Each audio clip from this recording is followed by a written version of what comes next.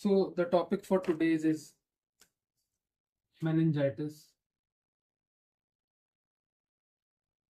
तो आज हम समझेंगे कि meningitis क्या होता है और meninges क्या होती हैं, ठीक है। तो meninges से हम ये समझेंगे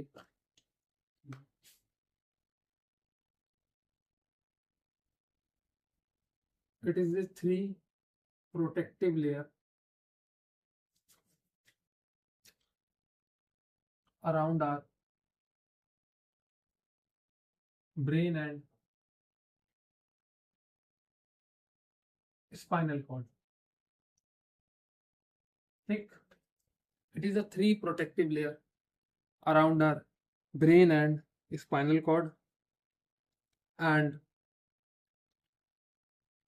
ये तीन प्रोटेक्टिव लेयर जो होती हैं, जो कि आप लोग जानते हैं, that is dura, arachnoid and पिया।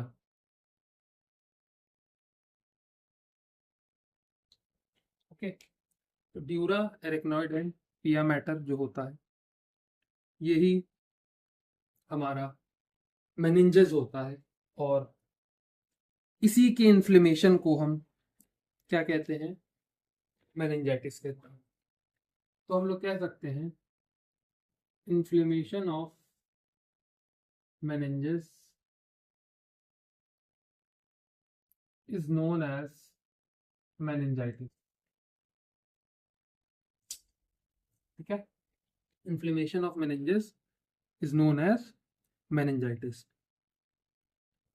ठीक, ये आपका किसी भी इन्फेक्शन के तरीके से या नॉन इन्फेक्शियस तरीके से भी हो सकता है। इतनी सी बात समझ में आई? बस एक सेकंड रुकिए, मार्कर रिफिल कर लूँ जब तक।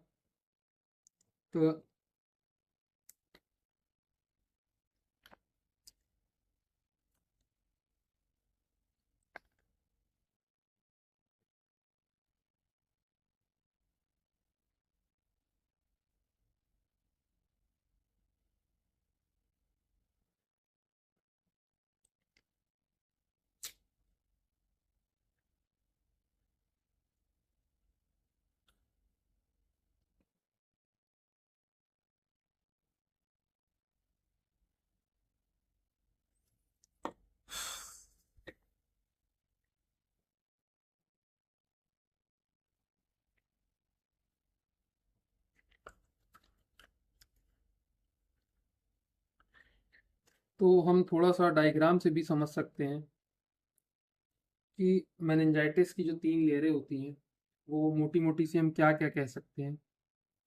फॉर एग्जांपल, अगर लेयरिंग की बात करें हम, तो लेयरिंग में हम ये समझेंगे कि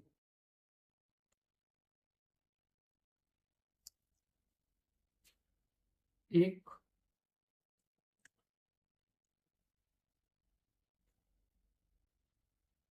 दो तीन चार पाँच छ सात, ये 7 लेयर होती हैं हमारे स्कल में इन टोटल।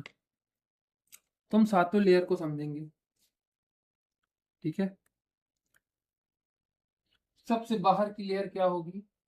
स्किन होगी, ठीक। उसके अंदर की लेयर क्या होगी?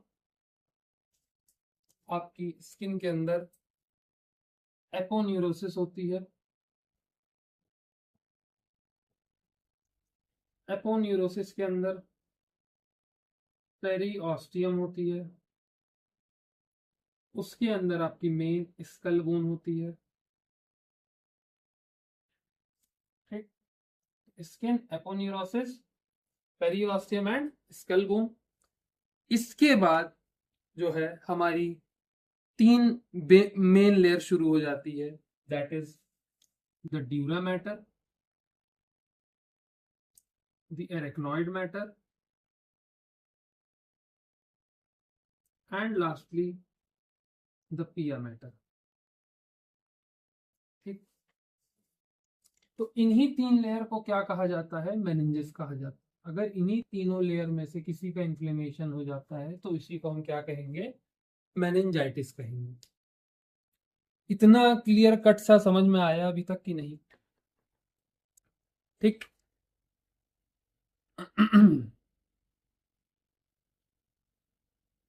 अब हम इतना समझ चुके हैं कि मेनिंजाइटिस जो है क्या होता है, तो हम ये कह सकते हैं कि अगर कभी भी किसी लेयर ऑफ प्रोटेक्टिव ग्रेन में आपको इन्फ्लेमेशन देखने को मिलेगा ड्यू टू सेप्टिक और non septic means infectious cause या नॉन इन्फेक्शियस कॉज की वजह से, उसे हम मेनिंजाइटिस कह देंगे।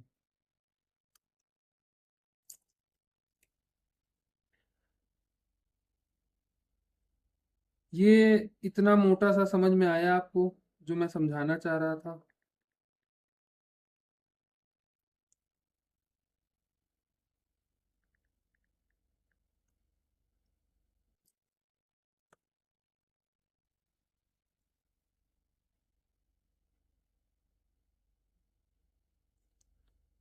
इसके बाद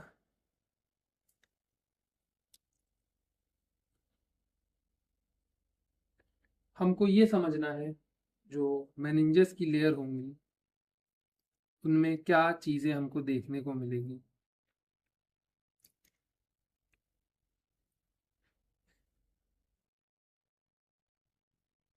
या इसका classification that is basically caused by its aetiology, तो हम कह सकते हैं एटियोलॉजी की हो कैसे रहा है अकॉर्डिंग टू सम क्लासिफिकेशन। तो हमने आपको बताया कि हमारे पास दो टाइप के होंगे। पहला, या तो इन्फेक्शन की वजह से किसी के इन्फेक्शियस, सेकंड हमारे पास नॉन इन्फेक्शियस होगा, इन्फेक्शियस होगा और नॉन इन्फेक्शियस होगा। इन्फेक्शियस जब भी होगा तो आपका पहला कॉज जो होगा वो बैक्टीरियल होगा, जिसे हम सेप्टिक मेनिंजाइटिस भी कह सकते हैं। तो पहला कॉज बैक्टीरियल होगा और ये हमारा सबसे ज्यादा सीवियर होता है और ये हमेशा कॉज होता है due to group B streptococcus. Okay, तो हम लिख देते हैं दैट इज स्ट्रेप्टोकोकस निमोनिया की वजह से होगा, along with group B streptococcus की वजह से होगा। इसके साथ साथ इन्फ्लुएंजा एंड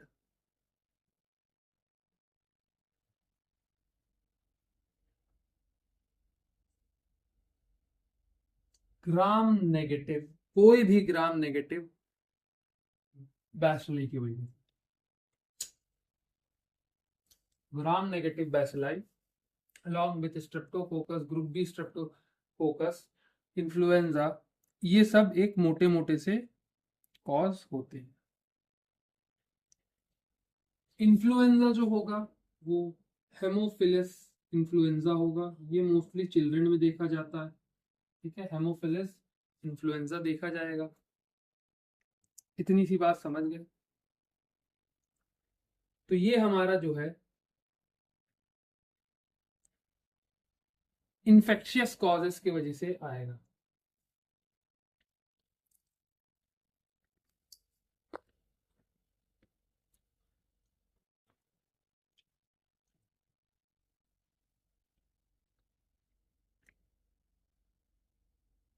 तो मैं लिखता गलत हूँ।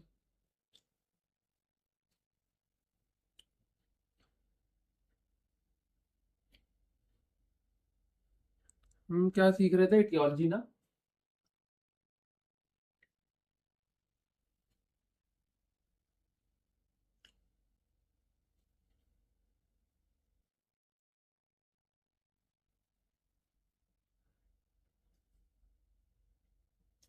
इन्फेक्शियस और नॉन इन्फेक्शियस हम पढ़ रहे थे, जिसमें से हमने आपको सबसे पहला जो बताया था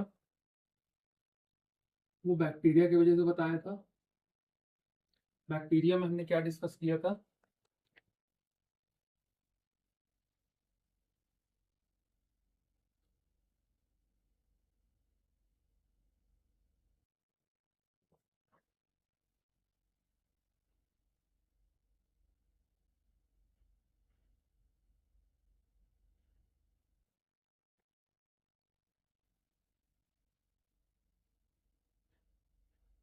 हेमीफिलस इन्फ्लुएंजा, और कभी कभी ये आपका जितने भी ग्राम नेगेटिव, हम कह सकते हैं ग्राम नेगेटिव बैसिलाई की वजह से होगा।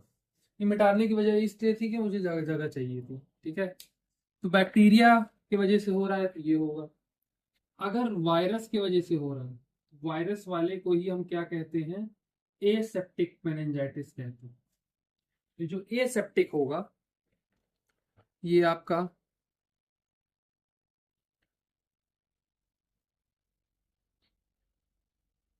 एंटेरोवायरस, Epstein Barr virus, Epstein Barr virus, ठीक है, that is a kind of herpes virus, and mumps. तो Epstein Barr virus that is a kind of herpes simplex virus. तो enterovirus, Epstein Barr virus and mumps की वजह से आपको aseptic meningitis या viral cause meningitis के देखने को मिलेंगे। अगर हर्पीज सिम्प्लेक्स इन्वॉल्व हो रहा है तो एक चीज और अपने दिमाग में डाल लीजिएगा। क्या दिमाग में डालेंगे? कि HIV की वजह से भी हो सकता है, ठीक है। इसकी वजह से, HIV की वजह से भी हो सकता है। इतनी सी बात समझ में आ गई। सेकंड हमारे पास ट्यूबरकुलर है, ये ट्यूबरकुलस है, that is the TBM, tubercular meningitis, और सबसे ज्यादा ये देखा जाता है इंडिया में, और ये हमेशा किससे होगा? मायोबैक्टीरियम ट्यूबरकुलाई से होगा। समझ गए? तो हमारे पास बैक्टीरिया है, वायरस है एंड ट्यूबरकुलर आ गया। दो और हम पढ़ेंगे, that is fungal, black blue, fungal. तो फंगल जो है ये आपका बेसिकली क्रिप्टोकोकल, ये क्रिप्टोकोकस अलोंग विथ जो क्रिप्टोकोकस नियोफॉर्म्स होते हैं जो HIV में कॉम्प्रोमाइज देखने को मिलते हैं, अलोंग विथ कैंडिडा की वजह से होगा। कैंडिडा जब भी होगा तो ये बच्चों को होता है, ठीक है, नियोनेट्स को ये देखने को मिलेगा। तो फंगल तक की बात समझिए। इसके बाद हम हमारा लास्ट पैरासिटिक पढ़ेंगे। पैरासिटिक जो है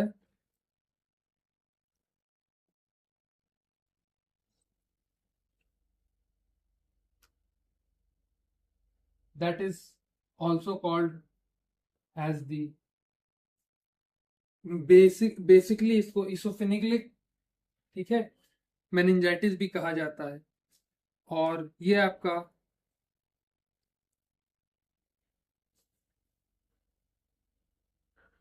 नाइग्लेरी फ्लावरी से होता है, ठीक है, नाइग्लेरी फ्लावरी से होगा, ठीक। तो इसको अगर आप सही से लिखें, फाउलेरी से होगा, ठीक। और ये उन पेशेंट में देखा जाएगा जिनमें इम्यूनो इम्यून सिस्टम कॉम्प्रोमाइज होता है, that is HIV basically, along with angios strongylis, that is एंजियोस, ठीक, एंजियोस स्ट्रॉन्जाइलस पैरासिटिक कॉज है for having the infectious meningitis. इतनी सी बात समझ गए। जो एंजियोस स्ट्रॉन्जाइलस जाइलस है, इसी के वजह से हमको एक मेनिंजाइटिस होता है जिसे हम कहते हैं एसिनोफिलिक मेनिंजाइटिस। इतनी सी बात समझ में आ गई। नॉन इन्फेक्शियस कॉज की अगर हम बात करें तो नॉन इन्फेक्शियस कॉज में हमारे पास मोटे मोटे से 3-4 चीजें उठकर आती हैं। That is a carcinoma, may be drug induced, so we can say carcinoma, drug induced. Carcinoma की अगर हम बात करें तो कार्सिनोमा में उन पेशेंट में देखने को मिलेगा सबसे ज्यादा जिनको कैंसर की वजह से मेनिंजाइटिस हो रहा है, और ये एक तरीके का मैलिग्नेंट मेनिंजाइटिस होता है। हाँ, तो ड्रग इंड्यूस की वजह से भी देखने को मिलेगा ज्यादा एनसेड्स लेना, और दूसरी तरीके की दवा जैसे इम्यूनोग्लोबिन, इसकी वजह से भी होगा। कभी कभी आपको एसएलई जैसे पेशेंट में भी मेनिंजाइटिस देखने को मिल सकता है। एसएलई एक कंडीशन होती है जिसमें आपकी प्लेटलेट्स कम होने लगती है, दैट इज सिस्टमिक ल्यूपस एरिथ्रोपोइटिस। ठीक है, इतनी सी बात समझ में आई। हमारा इन्फेक्शियस और नॉन इन्फेक्शियस कॉजेज जो थे ये मोटे मोटे से हम समझ गए हैं। ठीक है।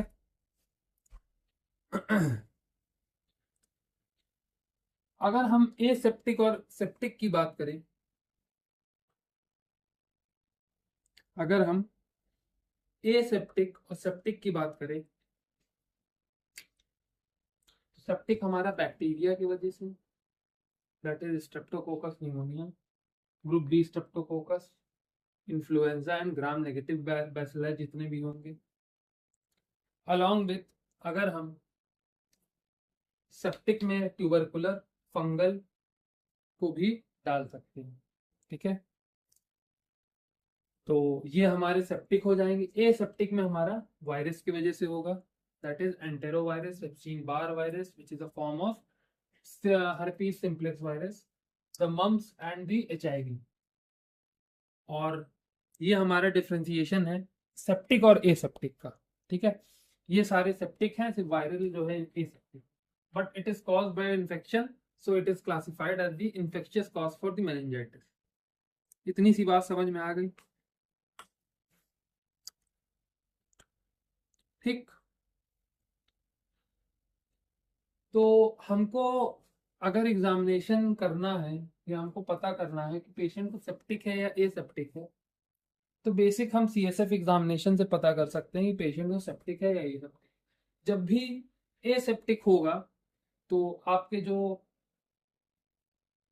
सीएसएफ में प्रोटीन है उनकी क्वांटिटी बढ़ेगी नहीं, सेम टू सेम रहेगी, और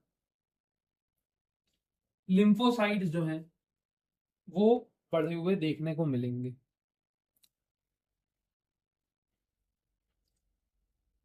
बैक्टीरियल की बात करें तो प्रोटीन बढ़ा हुआ मिलेगा। ठीक है, अलॉन्ग विथ न्यूट्रोफिल्स बढ़ जाएंगे बहुत। ठीक, लिम्फोसाइट्स की जगह न्यूट्रोफिल्स बढ़े हुए देखने को मिलेंगे। In comparison of septic and aseptic की बात बता रहा हूँ कि एसेप्टिक में और सेप्टिक में अगर डिफरेंशिएशन करना है, अगर बैक्टीरियल और वायरल में, अगर बैक्टीरिया और वायरस वाले में करना है, तो जब भी बैक्टीरिया ट्यूबरकुलर फंगलाई पैरासाइट की वजह से होगा तो आपको प्रोटीन का कंटेंट देखने को मिलेगा अलॉन्ग विथ न्यूट्रोफिल्स। और वायरस में, एसेप्टिक वाले में आपको न्यूट्रोफिल्स नहीं लिम्फोसाइट्स देखने को बड़े मिलेंगे, अलॉन्ग विथ प्रोटीन की वैल्यू कम होगी। ठीक है, इतनी सी बात समझ गए। तो पैथोफिजियोलॉजी समझते हैं अब इसके बाद हम। ठीक है, पैथोफिजियोलॉजी समझते हैं थोड़ी सी इसकी। देखिए, इटियोलॉजी में मैंने दो क्लासिफिकेशन आपको बताया है। एक चलिए लिखा नहीं है, वो अलग बात है, बट आप दो तरीके से क्लासिफाइड कर सकते हैं, infectious and non infectious, and septic and aseptic. ठीक है, तो अगर हम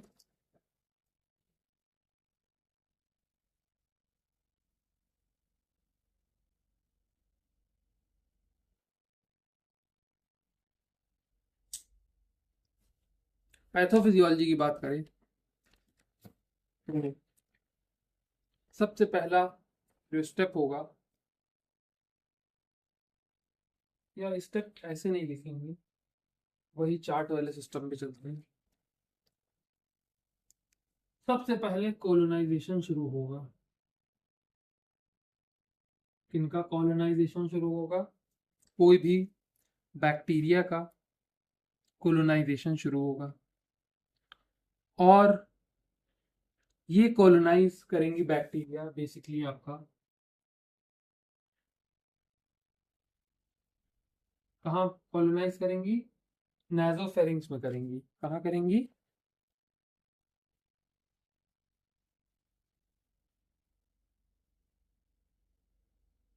नाजोफेरिंग्स में कॉलोनाइजेशन होगा। इसके बाद जो भी इन्वेजन होना है वो शुरू हो जाएगा। कॉलोनाइजेशन के बाद इन्वेजन कहाँ होगा? इन पहले इसे हटाएं।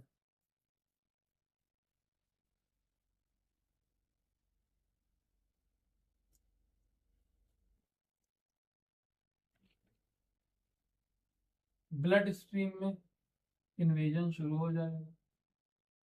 ब्लड स्ट्रीम में अच्छा इन्वेजन शुरू होगा तो आप ये भी सोचेंगे बाकी सेल्स आके इसे मार क्यों नहीं देती हैं? नहीं मार पाएंगे। ठीक है, नहीं मार पाएंगे, सरवाइव कर जाएंगे। It survive the phagocytosis because the polysaccharide capsule. क्या? पॉलीसैकेराइड कैप्सूल की वजह से ये ब्लड स्ट्रीम में भी सरवाइव कर जाएंगे, फैगोसाइटोसिस नहीं होगा। इसके बाद जब ये बैक्टीरिया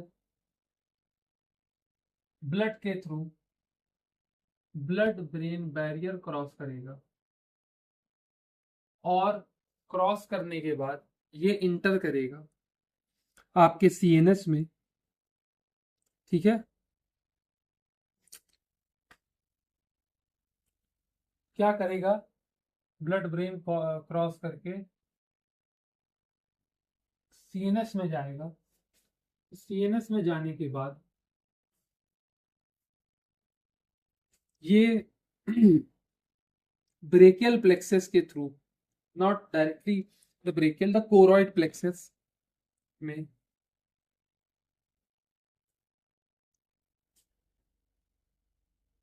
कोरॉइड प्लेक्सस के थ्रू डायरेक्टली सीएसएफ में चला जाएगा। ठीक है, अब यहां से आपको बुखार आना शुरू हो जाएगा। ठीक, जैसे ही ये सीएसएफ में जाएगा, इसके बाद यहाँ पे मल्टीप्लिकेशन शुरू हो जाएगा। कहाँ पे मल्टीप्लिकेशन? सीएसएफ में ही मल्टीप्लिकेशन। ये मल्टीप्लिकेशन शुरू होने की वजह लो न्यूट्रोफिल्स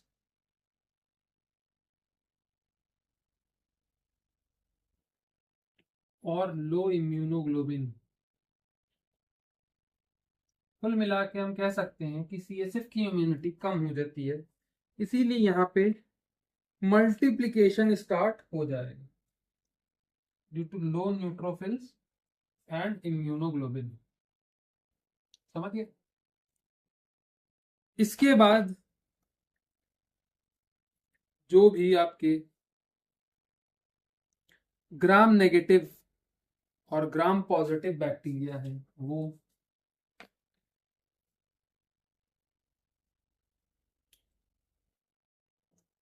इन्फ्लेमेटरी रिस्पॉन्स बनाएंगे, कौन सा बैक्टीरिया बेसिकली हमारे पास?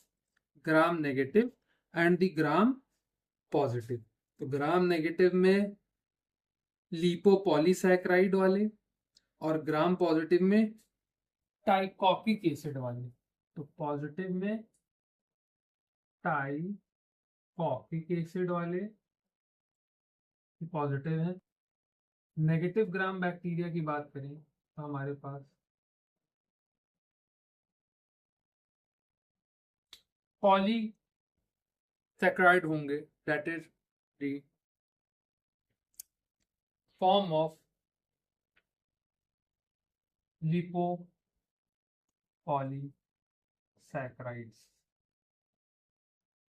इतनी सी बात समझ गए? रेड कार्बन, यही आगे जाके हमारा साइटोकाइन का कैस्केड बढ़ाएंगे। किसका?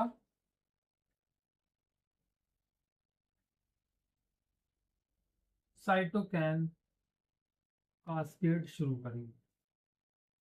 ये साइटोकाइन कास्केड जो है वो आपका कुछ चीजें करेगा। इसी के बाद आप कह सकते हैं कुछ कंडीशन क्रिएट होगी। हमारे पास मोटा मोटा 5 से 6 कंडीशन है। दैट इज न्यूट्रोफिल्स का इनफ्लक्स शुरू हो जाएगा। उसके बाद तुरंत कहाँ न्यूट्रोफिल इनफ्लक्स कहाँ शुरू होगा? सीएसएफ में। सीएसएफ में न्यूट्रोफिल्स होते नहीं ना, तो बैक्टीरिया खुद दबा के मल्टीप्लाई करे। तो ये न्यूट्रोफिल्स जो है इनफ्लक्स होना शुरू हो जाएगा इनटू दी सीएसएफ। और इसी के बाद ही आपका ब्लड ब्रेन बैरियर का ब्रेकडाउन हो जाएगा। जैसे ही ब्लड ब्रेन बैरियर का ब्रेकडाउन होगा तो इसके वजह से सेरिब्रल एडेमा होगा, और सेरिब्रल एडेमा होने की वजह से हम कह सकते हैं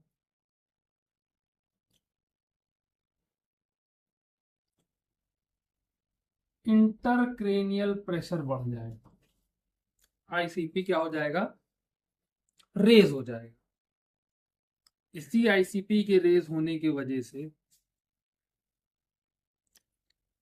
पेशेंट में वैस्कुलाइटिस हो जाएगा। ठीक, वैस्कुलाइटिस होने की वजह यही है क्योंकि प्रेशर पड़ने लगा और इन्फेक्शन होने लगा वेसल्स में, तो पेशेंट में वैस्कुलाइटिस देखने को मिलेगा।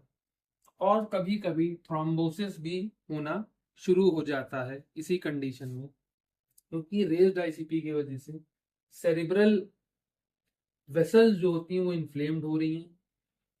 और इसी के बाद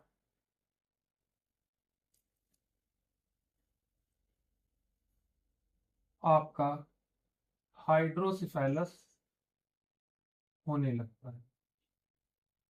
इस हाइड्रोसिफेलस की बात की कंडीशन वेंट्रिकुलाइटिस है, जिसमें इन्फ्लेमेशन जो है वेंट्रिकल्स तक एक्सटेंड कर चुका है। इन्फ्लेमेशन अब वेंट्रिकल्स तक एक्सटेंड कर चुका है और इन्फेक्शन मतलब हो गया, वेंट्रिकल्स में भी हो गया, ब्रेन वेंट्रिकल्स में भी। इसी के बाद हमको सब ड्यूरल इन्वॉल्वमेंट देखने को मिलेगी, और इसी इन्वॉल्वमेंट के बाद इसमें क्रेनियल नर्व भी इन्वॉल्व हो जाएगी। ये इतनी सी बात समझ में आई। इस सब ड्यूरल इन्वॉल्वमेंट जो है, सब ड्यूरल इन्वॉल्वमेंट मतलब सब ड्यूरल एफ्यूजन, ठीक है। और हमारी जो क्रेनियल नर्व है वो भी इन्वॉल्व होना शुरू हो जाएगी। ये हमारी basically second, third, sixth, seventh और एट्थ, सेकंड, थर्ड, सिक्स्थ, 7 और 8। इतनी की बात समझ में आई। ये 5 क्रेनियल नर्व इन्वॉल्व शुरू हुए। तो एक बार पूरा मैकेनिज्म हम समझते हैं दोबारा से, पूरी पैथोफिजियोलॉजी अच्छे से समझते हैं कि कोलोनाइजेशन शुरू हुआ किसी भी बैक्टीरिया का इन द नासोफेरिंक्स। इसके बाद नासोफेरिंक्स ने इन्वेड किया ब्लड स्ट्रीम को, ब्लड स्ट्रीम को इन्वेड करा, और ब्लड स्ट्रीम में जो भी आपके बैक्टीरिया गए, जितने भी बैक्टीरिया गए वो सरवाइव कर गए। पता नहीं कैसे वो सरवाइव कर गए। सरवाइव करने के बाद मतलब फैगोसाइटोसिस का प्रोसेस तक सरवाइव करने के बाद वो जैसे ही ब्रेन में पहुंचे तो उन्होंने ब्लड ब्रेन बैरियर क्रॉस किया, और उसी के थ्रू वो सेंट्रल नर्वस सिस्टम में घुसे। सेंट्रल नर्वस सिस्टम में घुसने के बाद वो जब कोरोइड प्लेक्सस के पास गए, तो कोरोइड प्लेक्सस के पास से उनको रास्ता मिल गया सीएसएफ में जाने का, और सीएसएफ में पहुंचते ही उन्होंने और मल्टीप्लिकेशन शुरू की। यहाँ पे भी कोलोनाइजेशन और मल्टीप्लिकेशन हुआ है, यहाँ पे भी। बहुत समझदार होते हैं बैक्टीरिया, वहीं ज्यादा मल्टीप्लाई करते हैं जहां चांसेस ऑफ डेथ कम होते हैं। उन्होंने सीएसएफ में देखा कि भैया यहाँ तो न्यूट्रोफिल्स कम है, इम्यूनोग्लोबिन कम है, तो यहाँ दबा के मल्टीप्लाई करें। यहाँ के मल्टीप्लिकेशन की वजह से बॉडी में एक इन्फ्लेमेटरी रिस्पॉन्स बना अगेंस्ट द ग्राम पॉजिटिव और ग्राम नेगेटिव के बैक्टीरिया पे। That is the gram positive is teichoic acid से बनी थी, और ग्राम नेगेटिव जो थी लिपोपॉलीसैकेराइड से। इसी इन्फ्लेमेटरी रिस्पॉन्स के बाद हमको साइटोकाइन कैस्केड देखने को मिला, और ये साइटोकाइन जब कैस्केड शुरू हुआ तो जितने भी न्यूट्रोफिल्स थे वो जल्दी जल्दी आने लगे सीएसएफ के अंदर इनको मारने के लिए। जैसे ही वो सीएसएफ को मारने के लिए इनके अंदर आए, तो आपका जो ब्लड ब्रेन बैरियर था उसका धीरे धीरे ब्रेकडाउन होना शुरू हो गया, और पेशेंट में सेरिब्रल एडिमा की कंडीशन देखेगी। जब भी पेशेंट में सेरेब्रल एडिमा देखा जाएगा तो आप ये समझिएगा कि पेशेंट का आईसीपी बढ़ जाएगा। आईसीपी बढ़ने की वजह से पेशेंट में वैस्कुलाइटिस फॉर्म होने लगेगा, वेसल्स में इन्फ्लेमेशन आने लगेगा। यही वेसल्स इन्फ्लेमेशन बाद में जाके हमारा हाइड्रोसेफेलस फॉर्म करेगी, that is the accumulation of fluid in brain, ठीक है, दैट इज हाइड्रोसेफेलस। और इसके बाद हमारे वेंट्रिकल्स भी इन्वॉल्व हो जाएंगे, और वहां तक वायरस पहुंच के वेंट्रिकलाइटिस करा देगा, मतलब inflammation of the ventricles of the brain. और इसके बाद हम जो है सब ड्यूरल एफ्यूजन देखेंगे, जिसके बाद हमारा क्रेनियल नर्व भी इन्वॉल्व हो जाएगा, दैट इज 2, 3, 6, 7 एंड 8। ठीक है, इतना मोटा मोटा सा पॉइंट समझ में आया आप लोगों को? ठीक, ये एक मोटा मोटा सा पॉइंट जो मेनिंजाइटिस का बताया मैंने, वो आप लोगों को समझ में आया? ठीक, ये एक पूरी पैथोफिजियोलॉजी थी मेनिंजाइटिस की, जनरल मेनिंजाइटिस की। इसके बाद हम जो है एक अलग अलग करके भी वीडियो बनाएंगे, जैसे कि वायरल मेनिंजाइटिस जो होता है, वीडियो नहीं बनाएंगे, इसी में ऐड करेंगे।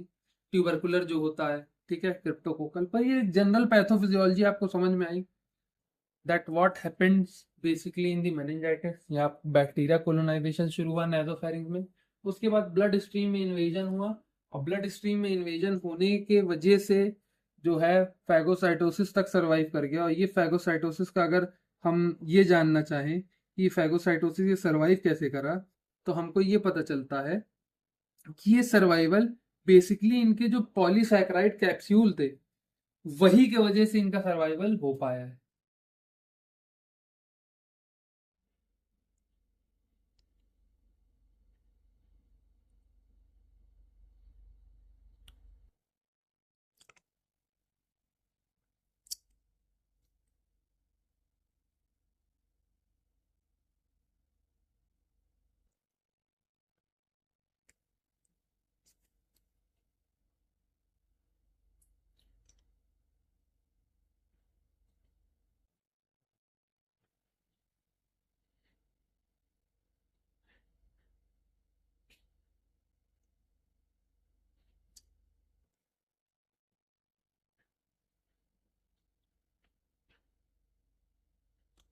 तो अब हम कुछ क्लिनिकल फीचर्स देखेंगे पेशेंट के, कि क्या क्या देखने को मिलता है इन पेशेंट में। तो हमको बेसिकली जो है पेशेंट में fever, headache along with neck stiffness देखने को मिलेगी। ठीक है, फीवर, हेडेक और नेक स्टिफनेस देखने को मिलेगी। और अगर इसकी बात करें तो ये रैपिड होता है, मतलब आपको जब दिक्कत होना शुरू होगी, मेनिंजाइटिस का इन्फ्लेमेशन होना शुरू होगा, तो उसके 24 से 48 घंटे में आपको ये सिम्टम्स देखने को मिलेंगे। ज़्यादा से ज़्यादा एक हफ्ता भी हो सकता है, बट ये तीनों सिम्टम्स देखने को मिलेंगे। उसके साथ हमको कुछ मेनिंजियल साइन देखने को मिलेंगे, इसे कर्निक साइंस हम कहते हैं। तो कर्निक साइंस क्या होता है? जब पेशेंट को सुपाइन में लेटा के हिप फ्लेक्स करेंगे 90 डिग्री और नी एक्सटेंड करने की कोशिश करेंगे। ठीक है, पेशेंट को सुपाइन में लेटा के क्या करेंगे आप?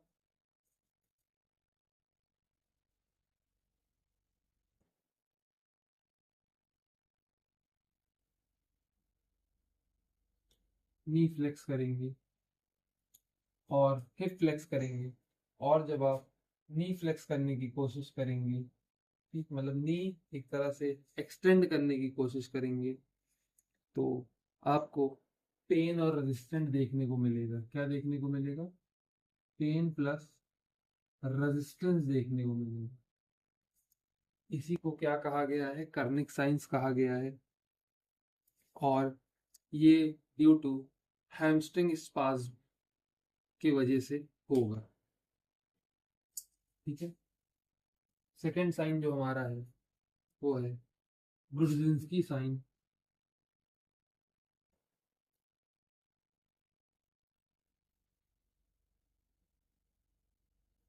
ब्रुडिन्स्की साइंस में अगर पेशेंट का हम नेक फ्लेक्स कराएंगे तो इनवॉलेंट्री फ्लेक्शन होगा हिप और नी का। नेक फ्लेक्शन की वजह से involuntary flexion of hip slash knee देखा जाएगा।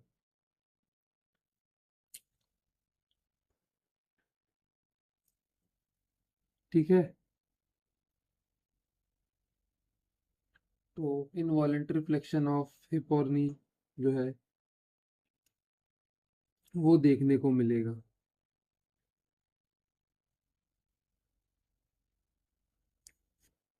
दूसरी चीज आपको इन पेशेंट में, वहां तक जगह लिख दिया, लिखेंगे फिर से। ठीक है, तो तीसरी चीज जो है जिसे हम कहते हैं जॉल्ट। ठीक है, क्या कहेंगे? जॉल्ट कहते हैं। इसका पूरा नाम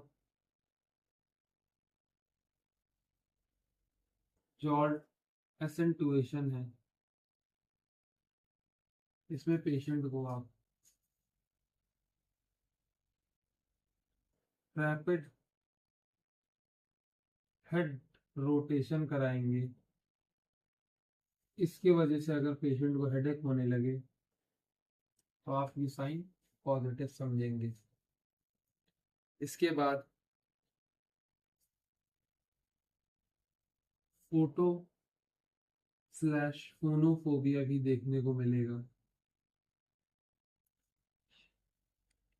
लाइट और साउंड से मेनिंजियल इरिटेशन बढ़ेगी और लाइट और साउंड सेंसिटिविटी बढ़ जाएगी, तो फोटो और फोनोफोबिया दोनों देखने को मिलेगा। इसके साथ साथ आपको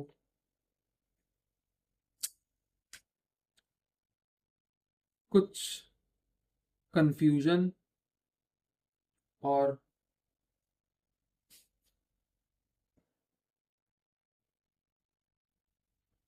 हेमीप्लीजिया भी देखने को पेशेंट में मिल सकता है। कंफ्यूजन के साथ साथ कभी कभी आपको सीजर्स नहीं सीजर्स देखने को मिलेंगे, along with raised ICP, raised intracranial pressure भी देखने को मिलेगा। रेज्ड आईसीपी जब भी देखने को मिलेगा तो दो चीजें हम समझेंगे। सबसे पहला, रेज्ड आईसीपी जो है पैपिलो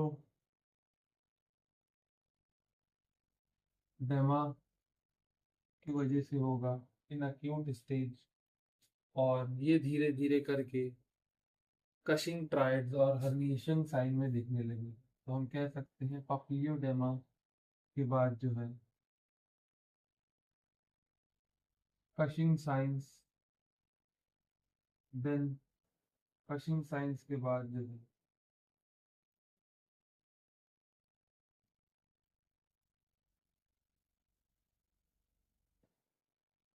हर्निएशन देखने को मिलेगा।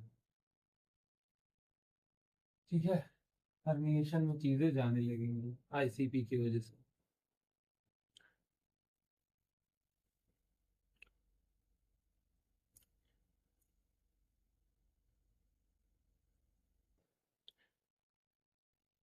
तो ये कुछ सिम्टम्स आपको देखने को मिलेंगे एक नॉर्मल पेशेंट में, but a patient with patient is neonate, तो बच्चों के लिए ये सारे सिम्टम्स, ये क्लिनिकल फीचर अलग हो जाते हैं। आपको फीवर अलॉन्ग विथ हाइपोथर्मिया और रेज्ड आईसीपी के भी सिम्टम्स अलग देखने को मिलेंगे, जैसे कि bulging of fontanelle, front part of the head bulge करेगा विथ इरिटेबिलिटी, और बच्चा खाना खाना छोड़ देगा, रोने लगेगा, सीजर्स भी आ सकते हैं। ठीक है, तो आप कंफ्यूजन के साथ साथ सीजर्स भी लिख दीजिए, चाहे वो अडल्ट में हो चाहे वो नियोनेट्स में हो।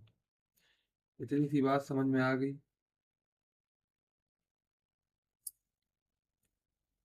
सीएसएफ आइडेंटिफिकेशन अगर हम समझें तो सीएसएफ में आपको बैक्टीरियल, वायरल, टीबी, फंगल सब में अलग अलग चीजें देखने को मिलेंगी। और सीएसएफ से मेन क्राइटेरिया फॉर डिफरेंशिएशन समझ में आता है कि पेशेंट को कौन सा मेनिंजाइटिस है। हमने पहले बताया था न्यूट्रोफिल्स हो गए, लिम्फोसाइट्स हो गए, प्रोटीन हो गए। ठीक है, क्योंकि बैक्टीरिया की जो सेल वॉल होती है वो प्रोटीन से बनी होती है। रेज्ड प्रोटीन में आप बैक्टीरियल लिख सकते हैं। ठीक है, तो ये कुछ चीजें देखने को मिलेंगी। अगर कंप्लीट हम समझना चाहें कि किस हिसाब से मिलेगा, तो हम ये समझेंगे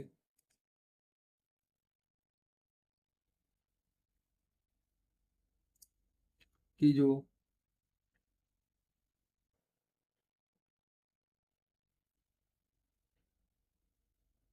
ग्लूकोज के बेस पे सबसे पहला अगर हम समझना चाहें बैक्टीरियल, फंगल, वायरल और ट्यूबरकुलर। ठीक है, तो हम इनको किस बेस से समझ सकते हैं, क्योंकि हमने आपको इससे पहले बताया है कि आपको पेशेंट में ये देखना ज़रूरी है कि पेशेंट का जो सीएसएफ आ रहा है वो अलग अलग तरीके में कैसा आ सकता है। ठीक है, तो बैक्टीरियल की अगर हम बात करें तो बैक्टीरिया में जो प्रोटीन होगा वो अलग मात्रा में होगा, ग्लूकोज अलग मात्रा में होगा। ठीक है, तो अगर हम सबसे पहले बात करें ग्लूकोज की, देन प्रोटीन की, आफ्टर दैट हम सिंपल सॉर्टेड सा स्टेनिंग में तो सभी बैक्टीरियल भी इनकी स्टेनिंग में सही आएगा, बाकी कोई तो आएगा नहीं। तो आप ये कह सकते हैं जो आपका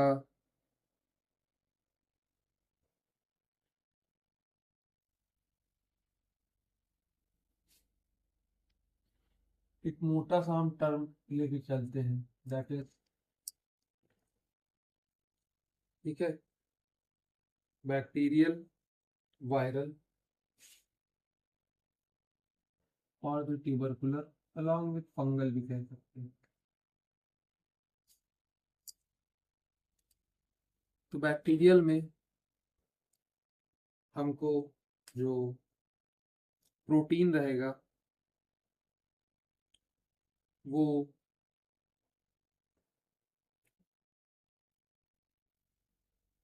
greater than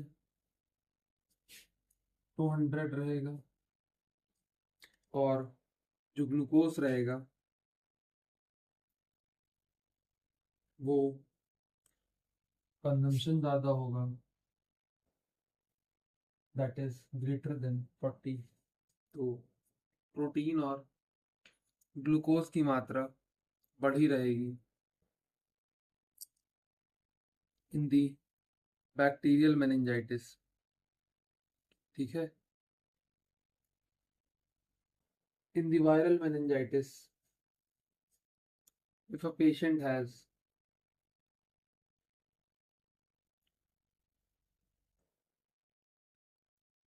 normal glucose level, a patient CSF has, हम लोग CSF समझ रहे हैं, along with less protein content, along with less protein content, ठीक, तो इसको हम वायरल में समझेंगे, और फंगल का डिफरेंशिएशन में हमारा ग्लूकोज तो नॉर्मल रहेगा बट प्रोटीन कम रहेगा, मतलब प्रोटीन ज़्यादा रहेगा, तो ग्लूकोज नॉर्मल हो जाएगा और प्रोटीन 200 से ज़्यादा। तो ये हमारा बैक्टीरियल, फंगल और ट्यूबरकुलर, वायरल का डिफरेंशिएशन था। ठीक है, तो हमने ये समझा कि बैक्टीरियल में प्रोटीन बढ़ा हुआ रहेगा, 100 से ज़्यादा रह सकता है। वायरल में जो प्रोटीन रहेगा वो माइल्ड स्टेजेस में बढ़ा रहेगा। ठीक है, माइल्ड स्टेजेस ये कह सकते हैं कि 100 से कम रहेगा, तो हम एक लिमिट रख सकते हैं 50 से 100 के बीच में, कि 50 से 200 के बीच में, इसमें 200 से ज़्यादा रहेगा। ठीक है, और अगर हम टीबी या फंगल की बात करें तो टीबी और फंगल में भी आपको प्रोटीन बढ़ा हुआ दिखेगा। ठीक है, अलॉन्ग विथ अगर ग्लूकोज की बात करें तो ग्लूकोज जो है बैक्टीरिया में, due to the consumption of bacteria, glucose की वैल्यू कम रहेगी, and in viral the glucose will be normal and the tubercular it is also normal। तो अगर हम बात करें बैक्टीरियल की, तो बैक्टीरिया में WBC अगर समझे, वाइट ब्लड सेल्स, तो जनरली जो CSF होता है उसमें लिम्फोसाइट्स पाई जाती हैं, ना कि न्यूट्रोफिल्स। तो आपको इन पेशेंट में 100 से 10,000 न्यूट्रोफिल्स देखने को मिल सकती हैं, नॉट लिम्फोसाइट बट न्यूट्रोफिल्स देखने को मिलेगी। ठीक है, और इन वायरल आपको लिम्फोसाइट बढ़ा हुआ देखने को मिलेगा। 5 से 10 की रेंज होती है, तो 10 से 1,000 के आसपास लिम्फोसाइट देखने को मिले। लिम्फोसाइट्स ही नॉर्मली पाया जाता है, न्यूट्रोफिल्स नहीं पाया जाता है। यहाँ न्यूट्रोफिल्स बढ़े रहेंगे। ठीक है, रही बात ट्यूबरकुलर या फंगल की, तो फंगल में भी आपके लिम्फोसाइट्स बढ़े रहेंगे, बट इनकी रेंजिंग 50 से 150 के बीच में रहेगी। बढ़े रहेंगे पर उतने हाइयर लेवल पे नहीं बढ़े। क्या बढ़े रहेंगे? लिम्फोसाइट।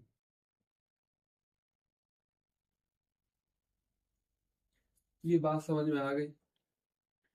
तो ये 3 क्राइटेरिया हमारा डिफरेंशिएशन के लिए काफ़ी है। ठीक है, और इसी क्राइटेरिया पे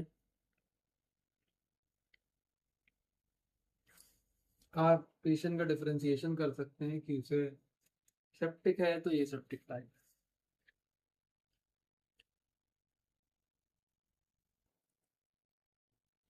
ग्लूकोज कंजम्पशन की वजह से लो रहेगा, दोनों में नॉर्मल रहेगा, प्रोटीन बढ़ा रहेगा इन बैक्टीरिया, ये वायरल में प्रोटीन कम रहेगा, ट्यूबरकुलर और बैक्टीरियल में भी बढ़ा रहेगा। ठीक है, फर्क सिर्फ टीबी और बैक्टीरियल में इन ग्लूकोज और प्रोटीन के लेवल में सिर्फ एक ही फर्क है कि बैक्टीरियल में जो ग्लूकोज होगा वो नॉर्मल होगा, टीबी में नॉर्मल होगा, बैक्टीरियल में कम रहेगा। डब्ल्यूबीसी का भी फर्क देखने को मिलेगा।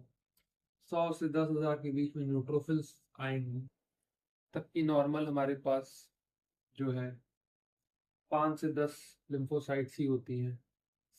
ठीक है,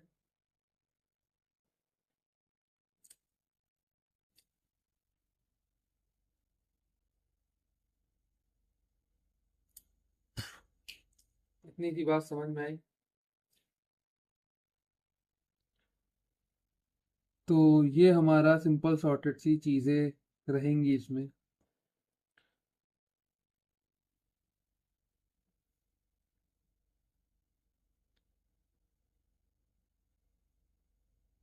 अब अगर हम अलग अलग तरीके की मेनिंजाइटिस की बात करें,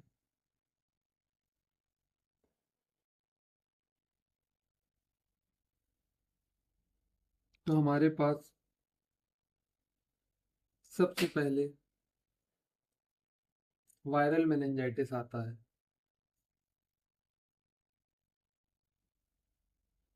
नहीं, तो हम ये समझ गए कि जो बैक्टीरिया की वजह से हो रहा है उसे हम सेप्टिक कह सकते हैं, वायरल की वजह से ये सेप्टिक हमारा होगा, और जो टीबी की वजह से हो रहा है उसे हम ट्यूबरकुलर मेनिंजाइटिस कहेंगे। इतनी सी बात समझ में आ गई। ठीक है, क्रिप्टोकोकल की वजह से भी होता है। ठीक, ये एक मोटा मोटा सा पॉइंट था। अब इसके बाद हम ये समझेंगे कि फिजियोथेरेपी मैनेजमेंट क्या दे सकते हैं इन पेशेंट ऑफ मेनिंजाइटिस। तो अगर हम फिजियोथेरेपी मैनेजमेंट की बात करें, तो 2 फेज में रहता है। सबसे पहला हमारा अक्यूट फेज आएगा। ठीक है, अक्यूट फेज में जब पेशेंट स्टेबल होगा, फीवर कंट्रोल्ड होगा और एंटीबायोटिक देना शुरू हो चुका रहेगा। ठीक है, व्हेन पेशेंट स्टेबल होगा, कॉन्शियस होगा, फीवर कंट्रोल में होगा, ठीक है, एंटीबायोटिक वगैरह शुरू हो चुके रहेंगे। ठीक, कंट्रोल्ड फीवर, ये सब चीज़ें रहेंगी। गोल हमारा, सबसे पहली चीज़ हमारा गोल क्या रहेगा कि इसके बाद और कोई कॉम्प्लिकेशन ना शुरू हो जाए। हम कह सकते हैं सेकेंडरी कॉम्प्लिकेशन हमारा गोल रहेगा, सेकेंडरी कॉम्प्लिकेशन को प्रिवेंट करना, along with respiratory care, along with positioning। ठीक है,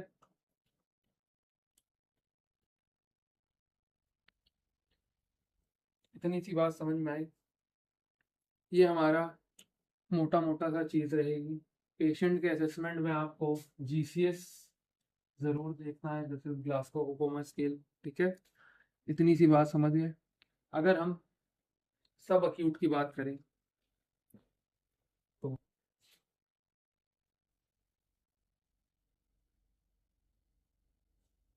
सब अक्यूट फेस में हमको पेशेंट में क्या क्या चीज़ें देखने को मिलेंगी। फॉर एग्जांपल, जब पेशेंट सब अक्यूट फेस में आ जाएगा तो पेशेंट एक तरह से कभी कभी हेमीप्लीजिया भी कंप्लेन करेगा।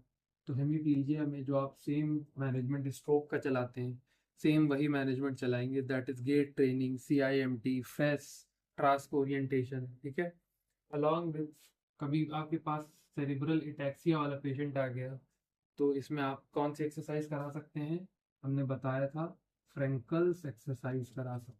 क्या करा सकते हैं? फ्रेंकल्स एक्सरसाइज। हेमीप्लीजिया में सेम वही स्ट्रोक वाला मैनेजमेंट रहेगा, दैट इज फेस और CIMT और टास्क ओरिएंटेशन। ठीक है, गेट ट्रेनिंग के साथ साथ। अगर आपके पास हेयरिंग लॉस वाला आ गया तो हेयरिंग लॉस के लिए हमने एक वीडियो बनाई है, उसमें हमने समझाया कि हेयरिंग लॉस को कैसे फिजियोथेरेपी की मदद से हम धीरे धीरे करके ठीक कर सकते हैं, जितना ठीक हो सकता है अगर वो न्यूरोलॉजिकल है तो। इसके बाद हमारे पास कॉग्निटिव इम्पेयरमेंट आता है। ठीक, कॉग्निटिव इम्पेयरमेंट की अगर बात करें तो कॉग्निशन इम्पेयर हो जाना, जैसे कि अटेंशन, मेमोरी। ठीक है, तो क्या क्या रिहैबिलिटेशन कराएंगे? मेमोरी और अटेंशन का रिहैब कराएंगे। ठीक, इतनी मोटी मोटी सी बात समझ में आ गई। इसके साथ साथ इन पेशेंट में अक्सर करके क्रेनियल नर्व पाल्सी और हाइड्रोसेफेलिस भी देखा जाता है। तो क्रेनियल नर्व हमने आपको समझाया था थर्ड, सिक्स्थ, सेवेंथ और eighth. Third, sixth, seventh and eighth, तो इनकी पॉलिसी हो जाएगी। ठीक है, तो हम लिख सकते हैं क्रेनियल नर्व पॉलिसी भी देखने को मिलेगा। क्रेनियल नर्व की policy of third, seventh, six, seventh and eighth. ठीक है, इसके साथ साथ अगर हम एक एक को समझें तो जो थर्ड और सिक्स हमारा होता है वो पैचिंग से ठीक हो जाएगा। तो थर्ड और सिक्स जो है हमारा, वो किस चीज़ से ठीक हो जाएगा? पैचिंग से ठीक हो जाएगा। ठीक है, जो पैचेस लगते हैं, आंख में पैचेस लगते हैं, या तो प्रिज्म के ग्लासेस होते हैं। क्या होते हैं? प्रिज्म ग्लासेस जो होते हैं। सेवेंथ की अगर हम बात करें, सेवेंथ हमारा जो है पालसी आई की और फेशियल एक्सरसाइज बताई जाएगी, क्योंकि फेशियल पालसी हो जाएगी तो फेशियल एक्सरसाइज इसमें कराएंगे। और हमारा लास्ट जो रहेगा एट्थ वाला, इसमें आप जो है वही सेम चीज करा सकते हैं, बट आपको वेस्टिबुलर रिहैबिलिटेशन पर ज्यादा ध्यान देना पड़ेगा। इसमें वेस्टिबुलर रिहैब पे ज्यादा ध्यान देना पड़ेगा। तो वेस्टिबुलर रिहैब कराएंगे इन दी एट क्रीनियल नर्व पाल्सी। ठीक है, अलॉन्ग विथ हाइड्रोसेफेलस भी देखने को मिलेगा। तो पेशेंट को कोई भी ऐसी चीज नहीं करानी है जिसकी वजह से उसके ब्रेन का प्रेशर बढ़ जाए। ठीक है, तो आप प्रिवेंशन ही हाइड्रोसेफेलस में करा सकते हैं। तो ये हमारा अक्यूट और सब अक्यूट फेज था। ठीक, ये एक सिंपल शॉर्टेड सी बात हो गई। इसका अगर प्रिवेंशन की बात करें कि मेनिंजाइटिस से प्रिवेंशन की बात अगर हम जानना चाहें तो ये सिर्फ एक ही प्रिवेंशन होता है कि भैया आप वैक्सीन लगवा लीजिए। आप मेनिंजोकोकल लगवा सकते हैं, आप न्यूमोकोकल, आप हेमोसिफिलिस और मायोबैक्टीरियम टीबी की जो वैक्सीन आती है वो भी लगवा सकते हैं। ठीक है, इतनी सी बात सिंपल शॉर्टेड से समझ में आई। तो ये हमारा एक मोटा मोटा सा ये समझ में आ गया हमको कि क्या फेज में क्या कराना है। क्रॉनिक फेज में आप ज्यादा चीजें नहीं करवा सकते, सिर्फ आप रेस्पिरेटरी और पोजीशनिंग करा सकते हैं। अलॉन्ग विथ, अगर देखिए जीसीएस 8 से कम है उसका, तो जीसीएस 8 से कम होने का मतलब वो ऑलरेडी इंटीबेशन में की तरफ जा चुका है। तो आप सिर्फ रेस्पिरेटरी या पोजीशनिंग करा सकते हैं और उसके सिवा कुछ नहीं करा सकते। लिम मोबिलाइजेशन करा सकते हैं अगर लिम में आपको स्पास्टिसिटी देखने को मिल रही है उस पेशेंट में और कोई अदर एसोसिएटेड डिजीज नहीं ना। ठीक है, तब आप लिम कराएंगे। For example a patient with aseptic meningitis आया आपके पास, अगर एसेप्टिक मेनिंजाइटिस आया जिसकी एज जो है 78 ईयर्स है, फीमेल है। ठीक, तो aseptic meningitis, age 78 year, female है, और इससे पहले उनकी हिस्ट्री जो है ब्रेस्ट कैंसर की हिस्ट्री है अलॉन्ग विद